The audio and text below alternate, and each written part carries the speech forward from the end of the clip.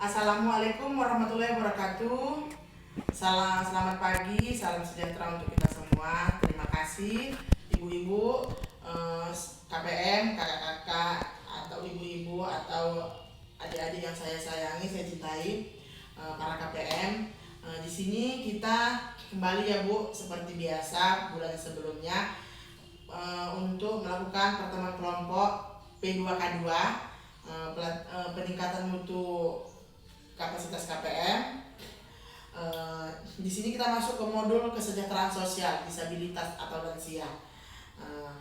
Modul yang sebelumnya ibu pada ingat nggak Bu apa modul sebelumnya? Ya modul 4 ya Bu ya. Iya benar, tentang kekerasan anak, tentang kekerasan perlindungan anak. Ya benar, terima kasih udah pada ingat. Berarti masih casplong ya Bu ya. Sebelum memulainya kita tepuk semangat dulu ya Bu, biar semangat, karena mungkin udah capek ya Bu, ini modul terakhir, pembelajaran kita juga udah banyak sebelumnya. Baik, tepuk semangat. Semangat. Terima kasih Bu-ibu. Baik, kita masuk ke modul kesejahteraan sosial dan lansia, sesi pentingnya kesejahteraan lanjut usia lansia. Apa itu lansia? Lanjut usia maksudnya itu seperti apa Bu? Iya benar, terima kasih 100 buat ibu-ibu nih. Nenek-nenek, iya nenek-nenek, orang tua ibu yang sudah umurnya lanjut usia.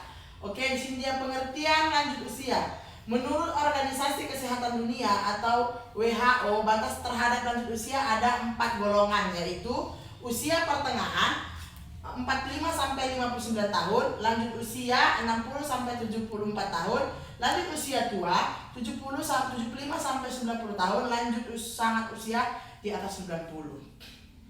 Ya, aku rasa kalau untuk yang di bawah ini jarang ya Bu, tapi ada satu-satu. Menurut Undang-Undang 13 tahun 1998 ketentuan umum pasal 1. Nah, ini ayat 2. Lanjut usia adalah seseorang yang telah mencapai usia di atas 60 tahun. Catatan, lansia yang mendapat bantuan PKH. Nah, ini Bu, dengar ya. Lansia yang mendapat bantuan PKH itu adalah usia 70 tahun ke atas Ibu. Jadi kalau masih 69 juga nggak dapet. Nah, makanya kan yang Ibu selalu bertanya. Nah, ini jawabannya. Ayat 3, lanjut usia potensial adalah lanjut usia yang masih mampu melakukan pekerjaan atau kegiatan yang dapat menghasilkan barang atau jasa. Dia masih bisa bekerja, walaupun pekerjaan dia sederhana atau ringan. Ayat 4, lanjut usia tidak potensial adalah lanjut usia yang tidak berdaya mencari nafkah sehingga hidupnya bergantung pada orang lain. Ah, seperti mamanya Ibu ya kan? Mamanya Ibu Ibu Ida. Kan udah ikut sama ibu, nggak bisa apa-apa. Ya nenek ya kan Bu, iya. Ini masuk kita ke sini Bu. Mengapa harus peduli kepada lansia? Ya memang harus ya Bu. Lansia itu kan orang tua kita, harus peduli kita. Oke, di sini masuk amanat Undang-Undang 13 tahun 1998 tentang kesejahteraan lansia, memiliki hak yang sama dalam kehidupan bermasyarakat, berbangsa dan bernegara. Jumlah lansia yang terlantar meningkat. Kemensos 2015 dari 16.000 juta lansia tersebut, sedikitnya ada 2,8 juta lansia yang terlantar dan ada 4,6 juta lansia yang potensial terlantar. Berarti ini dibiarkan Bu. Data menyebutkan lansia mengalami kekerasan dan penelantaran. Lansia adalah orang tua yang membesarkan dan mendidik dengan kasih sayang. Sebagian lansia kurang mendapatkan perhatian dari keluarga. Iya, ini banyak terjadi nih Bu. Anak udah hebat, malas ngurusin mamanya, dikirim ke panti asuhan. Boleh nggak Bu? Nggak boleh Bu. Kalau kita mampu, kenapa orang tua kita kirim ya Bu ya? Lansia adalah potret kita di masa depan yang akan datang. Potret kita. Ibu juga akan seperti itu nanti menjadi lansia. Kita ini akan jadi lansia Bu. Kita akan tua menua kalau ajal kita apa ya Bu? Kalau memang ajal kita misalnya kita usia kita pendek, umur 40 kita meninggal ya, lain cerita ya Bu. Panti lansia jompo terbatas, sedikit Bu, tapi lansianya banyak. Jadi itu makanya kita harus jangan buang orang tua kita ke sana ya. Perubahan fungsi, kondisi dan permasalahan lanjut usia yang sering terjadi.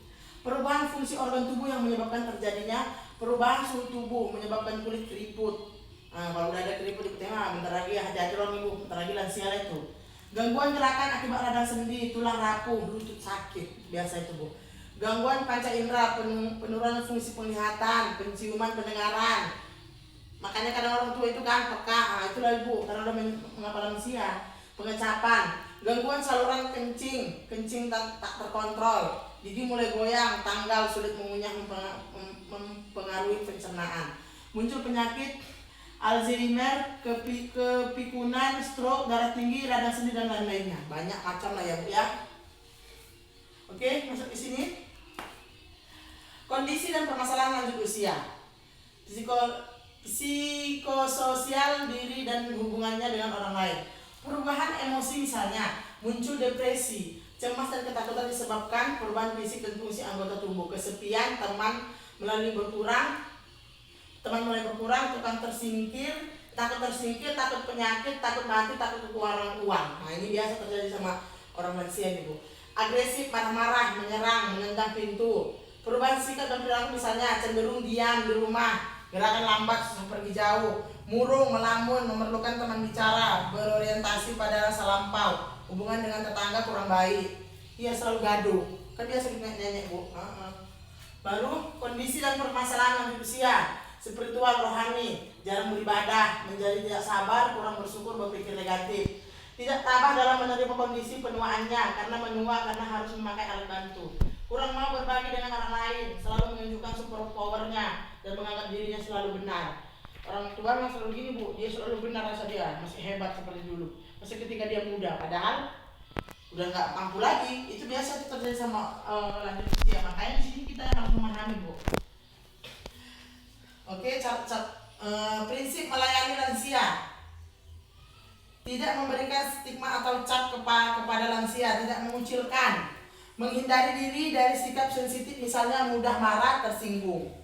Tidak membesar-besarkan masalah, menghindari sikap belas kasihan yang berlebihan, kemandirian, memberikan kesempatan pada lansia untuk menunjukkan kemampuan, keluarga sebagai sumber pemecahan masalah. Nah, ini jangan belas kasihan, maksudnya Bu, jangan kasihani ibu-ibu, nenek kita di rumah. Dia itu gak suka, lansia itu gak suka dibelas kasihani. Dia merasa masih dirinya sanggup, padahal memang bukan, tapi itu memang sudah menjadi sifatnya. Cara menghadapi lansia yang sulit perilakunya, tetap menghormatinya dan menghargai lansia sebagai orang tua, bersikap sabar dan bijaksana terhadap perilaku orang tua, memberikan kasih sayang dan menjadi pendengar yang baik ya. Memang harus jadi pendengar kita Bu kalau untuk lansia ini. Melakukan pendekatan pribadi misalnya dengan meminta nasihat pada orang tua, beri kesempatan terhadap apa yang disukai lansia, termasuk kapan ia mau mandi, apa yang ia mau makan, apa yang ia mau kerjakan sepanjang tidak membahayakan dirinya. Tetap dia itu ingin kita selalu butuh sama dia, itu dia lansia. Pokoknya memang berat sih gitu, tapi kalau kita memang memandangnya ini adalah untuk ibadah ya tidak akan berat rasa kita Bu. Kemudian kekerasan dan penelantaran terhadap lansia. Nah, jadi fisiknya kekerasan yang dilakukan sehingga menyebabkan rasa sakit luka. Ini kalau fisik ya Bu kayak ini kayak tadi, kayak modul 4, mendorong, mencubit tidak boleh. Kemudian verbal, ini kayak mengancam, nakutin. Emosi, membiarkan lansia sendiri, membatasi pertemuan temannya, tidak boleh kita larang dia kemana-mana, itu tidak boleh Bu. Finansial, kita manfaatkan uangnya, itu nggak boleh Bu. Ada uang lansia kita manfaatkan, itu nggak boleh. Oke, masuk kita ke sini Bu. Yuk peduli lansia. Menyediakan makanan sehat, ini kita baca dulu ya Bu. Memperhatikan kesehatannya, mengingatkan untuk beribadah, itu wajib harus Bu. Harus kita ingatkan dia beribadah. Ini dia baca, kita boleh baca semua. Yuk, ini kita lihat ya Bu ya. Mengasihi orang tua dengan tulus. Ini kita lihat ya Bu. Baru masuk peran pemerintah. Nah ini dia. Membuat kemudahan bagi lansia dalam menggunakan fasilitas umum seperti di rumah sakit, di apa segala macamnya. Memberikan kemudahan dalam melakukan perjalanan agar pihak moda transport melakukan lansia memprioritaskan tempat duduknya. Tuh kalau di bus, terminal itu harusnya memang lansia itu diprioritaskan kayak di apa segala macamnya, dan tuh coba kita bisa baca sendiri di situ Bu. Oke, sini masuk kita di sini peran serta masyarakat terhadap lansia. Kerjasama dengan Puskesmas menyediakan posyandu lansia. Ada di Bu posyandu lansia. Jadi ya nenek yang nggak salah setiap bulan kita antar ke Puskesmas biar ikut posyandu lansia. Jadi mengecek darah, tensi segala macam itu perlu Bu. Dan selanjutnya menginspirasi kegiatan seperti senam lansia atau rekreasi, menggalang pertemuan lansia rutin, mengikuti pengajian, kebaktian dan seni budaya dan sebagainya. Oke, ini Bu, lembaga rujukan bagi lansia yang mengalami masalah. Ada Puskesmas, ada panti jompo, ada dinas sosial, kelompok keagamaan, pendamping lansia, ada Bu pendamping lansia. Baru lembaga masyarakat yang peduli lansia. Jadi kalau kita misalnya agak semuanya saya bilang ya Bu, agak kewalahan gitu kan lansia kita, kita boleh minta bantuan di sini di lembaga-lembaga ini, minta ide, minta saran, minta segala macamnya. Baik, ada pertanyaan Bu untuk materi kita lansia ini? Bagaimana lansia ibu saya tukang nangis? Bodoh, tukang nangis kenapa? Berarti ada yang mengapa hatinya itu Bu kalau dia tukang nangis, misalnya sedikit nangis. Itu tadi Bu, kembali ke seperti tadi Bu. Kondisi permasalahannya dia itu kan tersinggung, jadi dia murah nangis. Makanya ya kita tidak bisa membuat hatinya tersinggung, kita harus bisa menghibur dia gitu. Kalau merasa dia tersinggung perbuatan di mana gitu, kita harus selalu ada untuk dia. Kita tanya kenapa, bagaimana begitu. Oke, ya memang ada lagi Bu. Iya Ibu Tuti. Iya, memang terkadang banyak itu pencernaan makanan ya, karena tadi lansia tadi karena sudah menua, dia tidak sembarangan bisa makan yang seperti kita makan. Kita kan usus kita masih kuat, tapi kalau untuk lansia kan seperti anak bayi loh Bu, kembali ususnya itu sudah melemah. Jadi ya makanan tadi harus kita jaga gitu. Apalagi kalau orang yang punya lansia kan ditanggung sama pemerintah, sama negara, Kementerian Sosial kan ada lansianya kan Bu. Bantuan lansia kan tetap ada. Iya, dipergunakan untuk ke situ Bu. Iya. Ada lagi Bu? Oke, tidak, terima kasih.